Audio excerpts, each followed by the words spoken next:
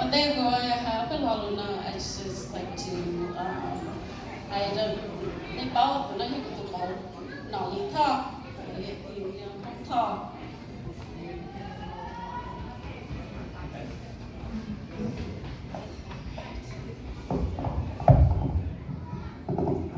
You know, I've never been so nervous.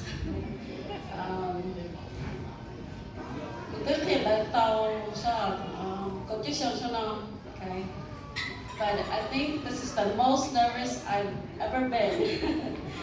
And I think it's because this speech is so important to me. Okay, Disciple is very important to me. So it has made me very, very nervous and I'm a little emotional. So I hope you will bear with me as I go through my little speech here. Okay. Okay. First, what's on the Taimekina for that introduction. So, Shaka, no, no, Dr. Gina Shada, Shinda, the Baylor, for Shada, get down no, Lo Shaka, they told, go for a, they do a, chỉ cho cho nên bây giờ thọ ra chỉ nè nhưng mà tập bác kia của tôi nên bây mà tập bác kia tôi bây mà tập bác sĩ dành tôi我哩你帶啲機械佢做咗呢天希望嘅東西好Nuno ku yola kami meets on the Butagika here who call pathway into science. Willing that Vicky High who has specialty microbiology. A Guyo High now may no longer high the low. I don't morning in your michi. A Guyo High Lumica, the mong she's over made mostly Lucas college at here. It is a great honor to be here to speak at Disciples retirement party here. He is a great role model for me and many others. And I will talk about this later, but first I'd like to talk a little bit about my journey into science and of course into microbiology, my field. When I was young, like most kids, I didn't know what I wanted to do. I didn't know what I wanted to be when I grew up. And my pathway to science and to my current career has been very long. But I was never alone in my endeavors and achievements. I always had people who are there to inspire me, to encourage me, and to guide me, and sometimes even to criticize me. All of these people have made me better and have made me the person that I am today. And I share with my achievements with my parents, my husband, okay, who has bear with all my ambitions and my aspirations. Mrs. Fire, I know some of you don't know her, but she has opened the doors for me, right? And into many opportunities, so I'm very appreciative of her. My teachers and professors are also a big help in my journey, and of course my big family here. I have been so blessed that I have so many people around me who are so encouraging, and just encouraging words, just like that is very. To me, that's very encouraging, and I'm just like, yes, I will work harder.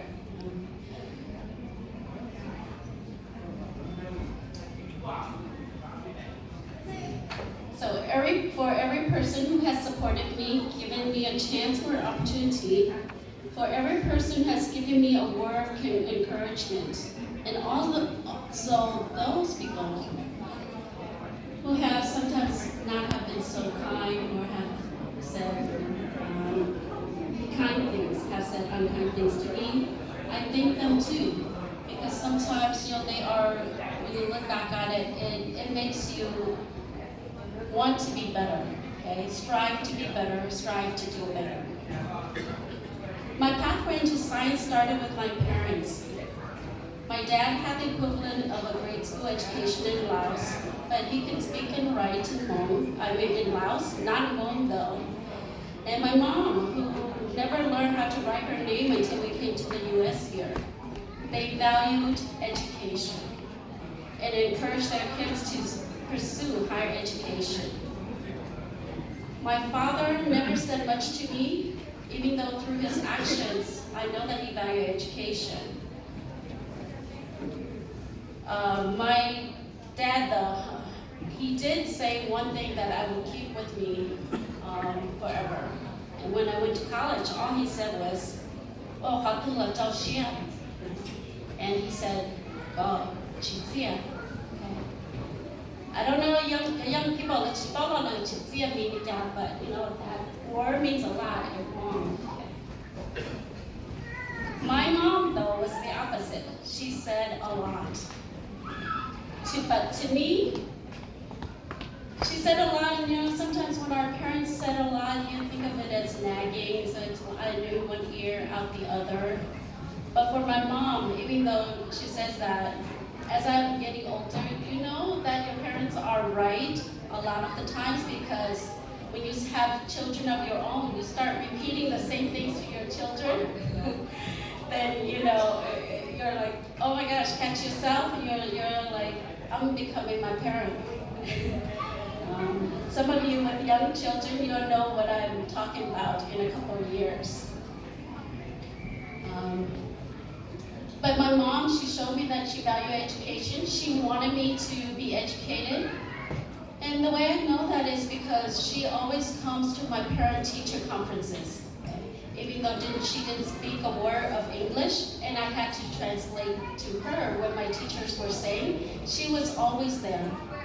And I know she's proud because of the look on her face, you know, when the teachers say, and I'm explaining to her, she has that proud look on her face, which makes me feel good, that she's happy, that I am doing well. Even though my dad never said much to me either about whether he's proud of me or not, when my mom and dad came to visit me in California, we met up with one of the relatives at a New Year's celebration. And my dad was telling the relative about me, you know, and I could see and hear in his voice how proud he was of me. This made me so happy. For the first time, my dad was telling other people about me, you know, and just the look on his face and seeing how proud my dad was of me made me feel so much better. Sometimes praises from lots of other people, it makes you feel good, but not as good as when your parents say, I'm proud of you, you know.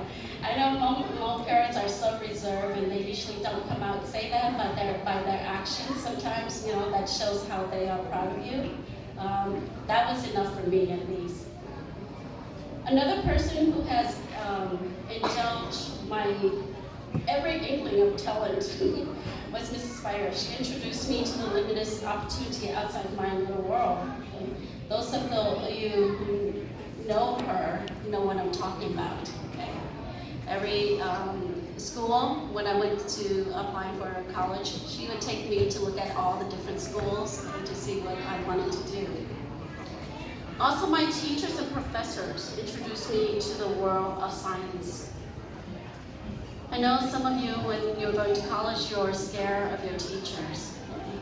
It's okay to respect them and to give them all that, but it's also good to talk to them. Sometimes they know a lot, and they can give you more advice about what you should do, how you should do it, and that. So I depended a lot on my professors and teachers as well. The way I got into science started when I was in 8th grade. I went to Catholic Central. I know a number of you in Appleton, or if you know Appleton, you know what school that is. It's a Catholic grade school. I went there, and in 8th grade, one of my teachers gave me an opportunity to go to a summer school camp for science. ตอนนั้นจิโร่ใส่ก่อนนี้นะเอกวิทยาตอนนั้นตัวนัดแต่งเกี่ยวนะอันนั้นจะตัวจันทร์ I knew I was going to be in science. I didn't know which field yet, but I was so fascinated by it. So I knew I was going to be in science. But I didn't find my passion in microbiology until I went to grade school or to graduate school. At that time, my husband and I had moved to California. We had gotten married, we moved to California, and that's after I got my bachelor's from Lawrence University in Appleton. And I wanted to continue school, so I applied to Chico State, which is California State University at Chico. And I got into the program, and one of the professors, he advised me on what classes I should take, and he said, there are these 2 classes that you should, or you may be interested in. And one of them was mammalogy, which is the study of mammals. The other one was microbiology. And he said, well, just take these 2, okay, and see which one you like better. Well, I just fell in love with microbiology, and by the end of the week, I had dropped mammalogy. And from there, after I got my master's from Chico State, and I went to UC Davis for my PhD in microbiology.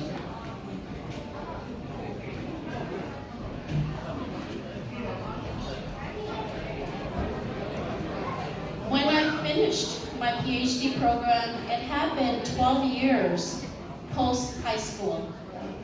I hadn't gone to school 12 years after high school. And then I worked